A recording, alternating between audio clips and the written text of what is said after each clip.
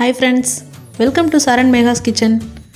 வீடியோக்குள்ள போறதுக்கு முன்னாடி சரண் மெகாஸ் சேனலை சப்ஸ்கிரைப் பண்ணாதவங்க சப்ஸ்கிரைப் பண்ணிக்கோங்க.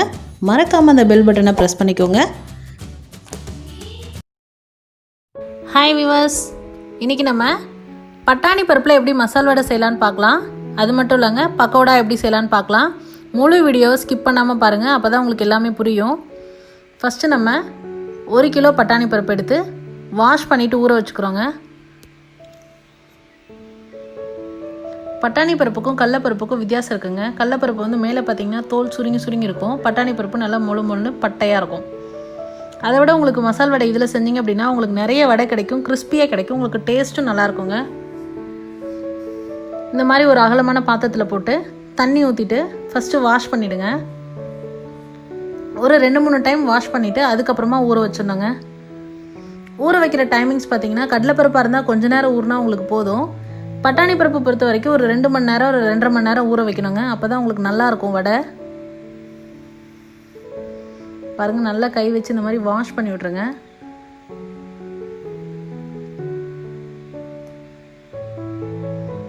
பாருங்கள், நான் உங்களுக்கு பருப்பு காமிச்சிருக்கேன். எப்படி ஃப்ளாட்டாக இருக்குது பாருங்கள். அடிப்பக்கம் ஃப்ளாட்டாக இருக்கும், மேலே வந்து மொழுன்னு இருக்கும். இதே கடலைப்பருப்பாக இருந்தால் கொஞ்சம் சுருங்கி இருக்கும். அதான் ரெண்டுக்கும் டிஃப்ரென்ஸு. நீங்கள் பட்டாணி பருப்புன்னு கேட்டாலே எல்லா கடைகள்லையும் இப்போ கிடைக்குதுங்க. நம்ம இன்றைக்கி 1 கிலோ பட்டாணி பருப்பில் எப்படி வடை செய்யலான்னு பார்க்கலாம். பாருங்கள், நான் ஊற வச்சுட்டேங்க. பருப்பு நல்லா ஊறி வந்திருக்கு பாருங்கள். நான் 2 மணி நேரம் ஊற வச்சுருந்தேங்க. 2லேருந்து 2.5 மணி நேரம் வரைக்கும் ஊற வைக்கலாம். அடுத்ததாக நம்ம வடை செய்கிறதுக்கு என்னென்ன தேவைன்னு பார்த்துடலாம். பூண்டு ஒரு 10 பல், அதுக்கப்புறமா இஞ்சி, காரத்துக்கேற்ப வரமிளகாய், பட்டை ஒரு 3 துண்டு, சோம்பு 1 டேபிள் ஸ்பூன் நான் சேர்த்துருக்கேங்க.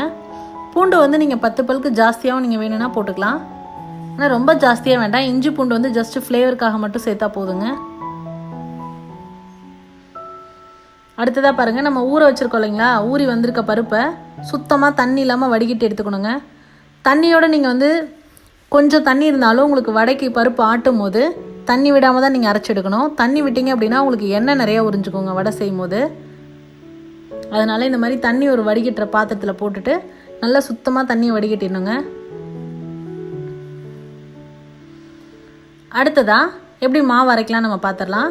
இப்போ பாருங்கள், கிரைண்டரில் நீங்கள் டேபிள் டாப் கிரைண்டரில் போடுறத விட வெட் கிரைண்டரில் போட்டிங்க அப்படின்னா உங்களுக்கு டேஸ்ட் நல்லாயிருக்கும். மாவு வந்து சூடேறாமல் நல்லா வந்துடும். இப்போ பாருங்கள், நம்ம பிளேட்டில் எடுத்து வச்சுருந்த இஞ்சி, பூண்டு, வரமிளகாய், சோம்பு எல்லாத்தையும் போட்டு அரைக்கிறோம். அதை ஃபஸ்ட்டு நல்லா அரைச்சி எடுத்துக்கிட்டு அதுக்கப்புறமா தான் நம்ம பருப்பு போட போகிறோம். இப்போ அதை கொஞ்சம் குவான்டிட்டியாக இருக்கனால அரைய விடாதுனால நான் 1 கை அளவு மட்டும் ஊறி இருந்த பருப்பு மட்டும் சேர்த்துக்கிறேங்க. இது எல்லாத்தையும் சேர்த்து நல்லா அரைச்சி எடுத்துக்குவோம்.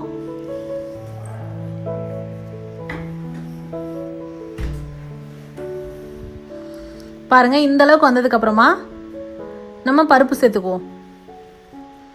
ஓரளவுக்கு அரைப்பட்டுருச்சு இல்லையா, அதனால கொஞ்சம் கொஞ்சமாக பருப்பு இப்போ சேர்த்துக்கலாம்.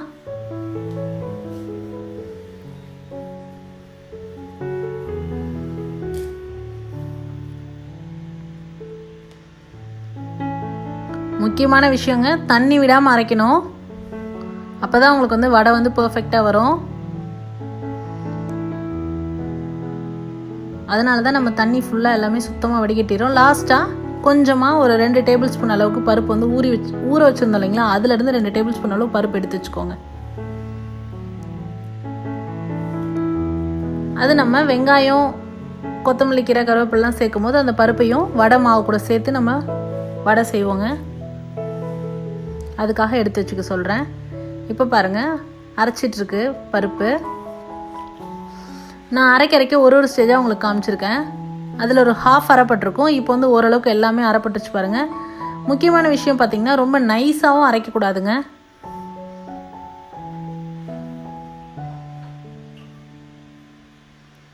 இந்த ஸ்டேஜ் வந்தால் நமக்கு போதும். நம்ம ஒரு பாத்திரத்தில் கிரைண்டரில் இருக்க பருப்பெல்லாம் ட்ரான்ஸ்ஃபர் பண்ணிக்கலாம்.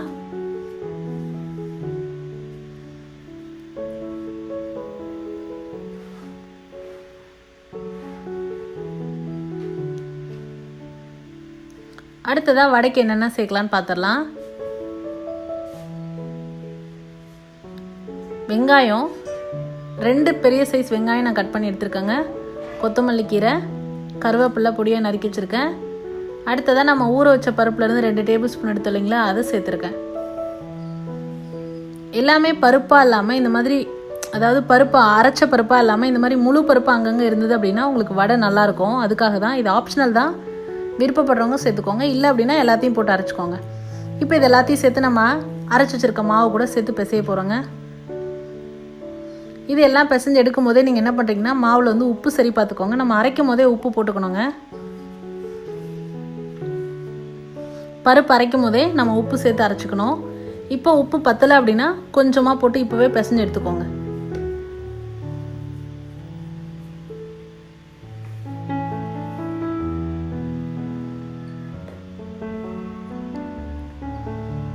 பாருங்கள், எல்லாமே நல்லா மிக்ஸ் பண்ணியாச்சு. இப்போ நம்ம வடை செய்கிறதுக்கான மாவு ரொம்ப தயாராக இருக்குது.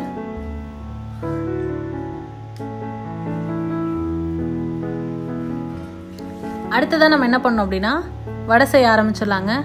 வடை செய்கிறதுக்கு முன்னாடி இந்த மாதிரி உங்களுக்கு எந்த சைஸ் வடை வேணுமோ அந்த சைஸில் பால் மாதிரி ரெடி பண்ணி ஒரு பிளேட்டில் வச்சுக்கோங்க. அப்போ உங்களுக்கு வடை தட்டும் போது ரொம்ப ஈஸியாக இருக்கும்.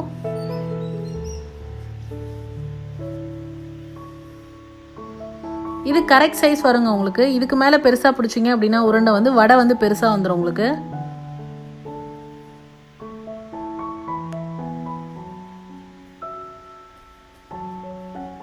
பாருங்கள், இந்த மாதிரி உருண்டைகளாக உருட்டிக்கிட்டிங்க அப்படின்னா உங்களுக்கு வடை தட்டி போடும்போது ஈஸியாக இருக்கும். அடுத்ததாக வடை எப்படி தட்டலான்னு பார்த்துடலாங்க. கையில் லைட்டாக தண்ணி அப்ளை பண்ணிவிட்டு ஜஸ்ட் நம்ம உருட்டி வச்சுருக்க உருண்டைகளை வச்சு லைட்டாக கையில் வச்சு ப்ரெஸ் பண்ணிங்க அப்படின்னா வடை தயாராகிடும். உங்களுக்கு வந்து ரொம்ப மெல்லிசாக வேணும்னா மெல்லிசாக தட்டிக்கலாம், ரொம்ப கொஞ்சம் மொத்தமாக வேணும்னா மொத்தமாக தட்டிக்கலாம். உங்களுக்கு எந்த மாதிரி வேணுமோ அந்தளவுக்கு திக்னஸ் வச்சு நீங்கள் தட்டி எடுத்துக்கலாம். இப்போ எண்ணெய் சூடானதும் எண்ணெயில் நம்ம அந்த வடைகளெல்லாம் போட்டு எடுக்க போகிறோங்க.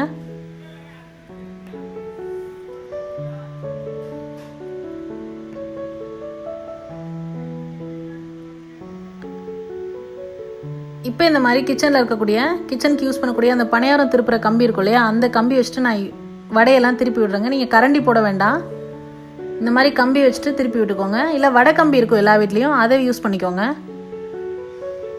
கரண்டி போட்டிங்க அப்படின்னா சப்போஸ் ஏதாவது வடை வந்து வேகாமல் இருந்தது அப்படின்னா உடஞ்சிரும் உங்களுக்கு.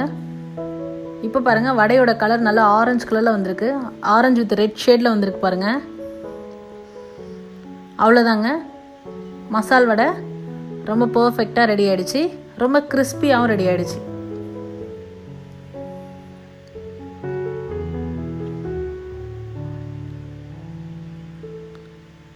இது நம்ம இந்த மாதிரி எண்ணெய் வடிகட்டுறதுக்கான பாத்திரத்தில் போட்டு எண்ணெய் வடிகிற வரைக்கும் வெயிட் பண்ணுவோம்.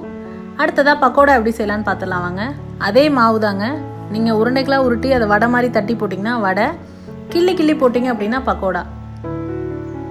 குழந்தைங்களை பொறுத்த வரைக்கும் இந்த மாதிரி பக்கோடா நல்லா விரும்பி சாப்பிடுவாங்கங்க. இந்த மாதிரி ஒரு உருண்டையாக உருட்டிட்டு கொஞ்சம் கொஞ்சமாக கிள்ளி போடுங்க. பிகினர்ஸ்க்கெல்லாம் இதை ட்ரை பண்ணுறவங்களுக்கெல்லாம் கை சுடும். எண்ணெய் சூடு வந்து நமக்கு அனல் வந்து கையில் அடிக்கும். ஸோ பார்த்து போடுங்க, ரொம்ப சேஃபாக இருக்கணுங்க. ஒரு உருண்டையாக எடுத்துகிட்டு நம்ம அதில் கிள்ளி போடாமல் நீங்கள் பாத்திரத்துலேருந்தே கொஞ்சம் கொஞ்சமாக மாவு எடுத்தும் கூட நீங்கள் போட்டுக்கலாம். குட்டி குட்டியாக மாவு எடுத்து போட்டுக்கலாம். இப்போ பாருங்கள், இதுவும் நல்லா கலர் சேஞ்ச் ஆகி வந்திருக்கு. அவ்வளோதான், வடையோட நீங்கள் பக்கோடாவாக இந்த மாதிரி போட்டிங்க அப்படின்னா நல்ல கிறிஸ்பியாக இருக்குங்க. உங்களுக்கு வடை வந்து சீக்கிரமாக கெட்டு போயிடும். பக்கோடா வந்து ஒரு நாள் வரைக்கும் நல்லாயிருக்கும். இன்றைக்கி செஞ்சால் அடுத்த நாள் வரைக்குமே நல்லா இருக்குங்க. வடை வந்து சீக்கிரமாக வேஸ்ட் ஆகிடும். அதே மாதிரி வடையோட பக்கோடா வந்து கிறிஸ்பியாக இருக்கும். உங்களுக்கு எந்த மாதிரி டேஸ்ட் பிடிக்குமோ அந்த மாதிரி நீங்கள் போட்டு எடுத்துக்கலாம்.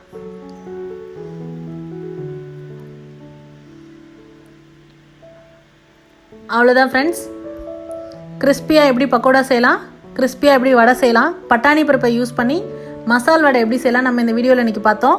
இந்த மசால் வடையை தயிர் வடையாகவும் போட்டு தயிரில் போட்டு ஊற வச்சும் சாப்பிட்லாம். ஒரு 2 hours தயிரில் போட்டு வச்சுட்டு கூட சாப்பிட்லாம். ரொம்ப டேஸ்ட்டாக இருக்கும், ரொம்ப ஹெல்த்தியாக இருக்குங்க. இது போன்ற ஹெல்தி ரெசிபீஸ்க்கு மறக்காமல் சரண் மெகாஸ் சேனலை சப்ஸ்கிரைப் பண்ணுங்கள். இந்த வீடியோ உங்களுக்கு பிடிச்சிருந்தா லைக் பண்ணுங்கள், ஷேர் பண்ணுங்கள், மறக்காமல் கமெண்ட் பண்ணுங்கள். தேங்க்ஸ் ஃபார் வாட்சிங் ஃப்ரெண்ட்ஸ்.